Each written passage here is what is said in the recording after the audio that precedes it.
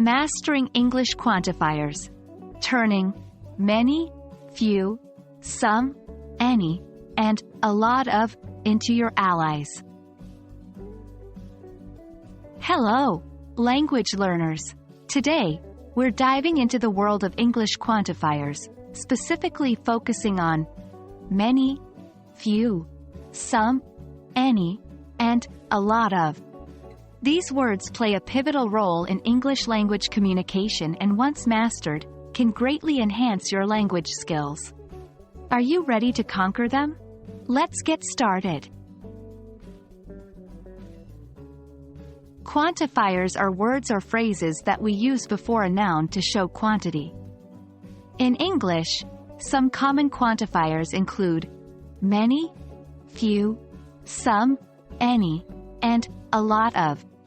Each of these quantifiers can give us different information about the quantity they're referring to. Many is used with countable nouns to express a large quantity. Few is also used with countable nouns but to express a small quantity. Some can be used with both countable and uncountable nouns in affirmative sentences when the quantity is unknown or it's not important to specify. Any is used in questions and negative sentences with both countable and uncountable nouns. A lot of is a general quantifier used with both countable and uncountable nouns in affirmative sentences to show a large quantity.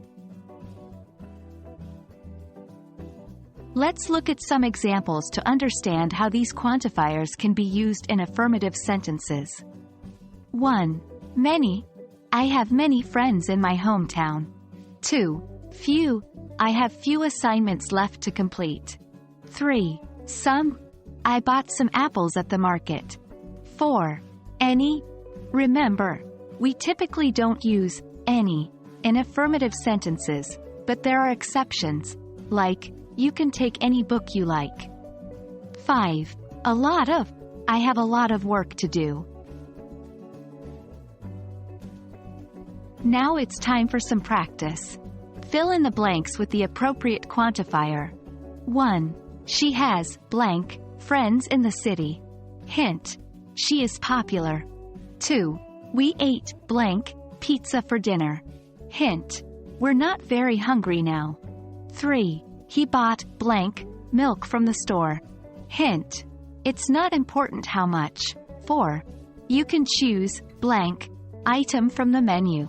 Hint. Your choice is not limited. 5. There are, blank, stars visible tonight. Hint. The sky is filled with them. Take your time to answer these, and remember, practice is key. And there you have it. Mastering these quantifiers can significantly improve your English language comprehension and expression. Remember, practice makes perfect. So keep practicing these quantifiers in different sentences. Stay tuned for our next lesson where we will delve into the use of quantifiers in questions and negative sentences. Until then, keep practicing, and happy learning.